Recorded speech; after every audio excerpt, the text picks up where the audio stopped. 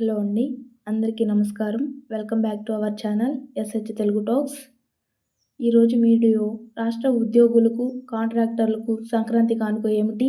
Swachhandhra, Swarnandhra programme ఎందుకు వాయిదా పడిందో తెలుసుకుందాం. ఈ 2 ప్రశ్నలకు ఒక వీడియోలో స్పష్టమైన సమాధానం అయితే ఇవ్వబోతున్నాను. ఇది వాగ్దానం కాదు, అమల్లో ఉన్న సమాచారం. ఈ వీడియో అయితే పూర్తిగా చివరి వరకు అయితే స్కిప్ చేయకుండా అయితే చూడండి. మొదటిగా ఉద్యోగులు మరియు కాంట్రాక్టులకు సంక్రాంతి కానుక ఏంటో తెలుసుకుందాం. ముందుగా ఉద్యోగులు, కాంట్రాక్టులు బిల్లులు పెండింగ్లో ఉన్న వారికి వచ్చిన పెద్ద శుభవార్త గురించి మాట్లాడుకుందాం. ప్రభుత్వం తీసుకున్న కీలక నిర్ణయం. రాష్ట్ర ప్రభుత్వం ఉద్యోగులు, కాంట్రాక్టుల బకాయిల చెల్లింపులకు గ్రీన్ సిగ్నల్ అయితే ఇచ్చింది. మొత్తం విడుదల చేసిన మొత్తం 5.7 లక్షల కోట్లు. ఇది చిన్న మొత్తం అయితే కాదు. రాష్ట్ర ఆర్థిక వ్యవస్థను కీలకమైన నిర్ణయం. ఎవరికి ఎంత విడుదల చేశారు అంటే స్పష్టంగా అయితే విభజించి చూద్దాం.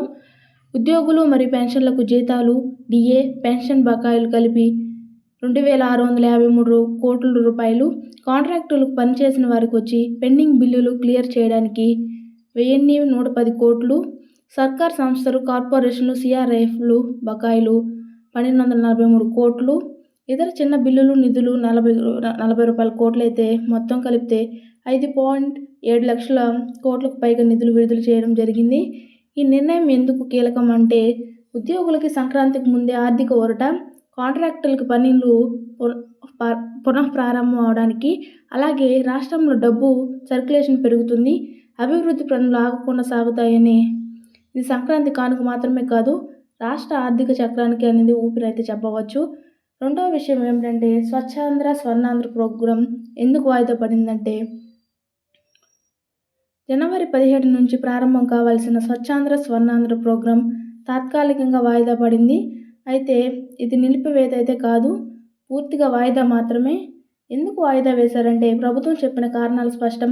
సంక్రాంతి పండుగ సమయం ప్రజలు, ఉద్యోగాలు, స్వచ్ఛంద సంస్థలు గ్రామాలు అందుబాటులో లేకపోవడం, పండుగ తర్వాత పూర్తి స్థాయిలో అమలు చేయాలనే ఉద్దేశం.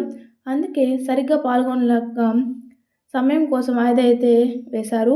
ఈ ప్రోగ్రాం ఉద్దేశం ఏమిటి అంటే స్వచ్ఛాంధ్ర, స్వర్ణాంధ్ర అంటే గ్రామాలు మరియు పట్టణాల్లో శుభ్రత, వ్యర్థాల నిర్వహణ, ప్రజల భాగస్వామ్యం, రాష్ట్రాన్ని పరిశుభ్రమైన ఆంధ్రప్రదేశ్గా మార్చడం. ఈ కార్యక్రమంలో ప్రజలతో కలిసి చేయాల్సింది. అందుకే తొందరపడవద్దనే నిర్ణయం అయితే తీసుకున్నారు.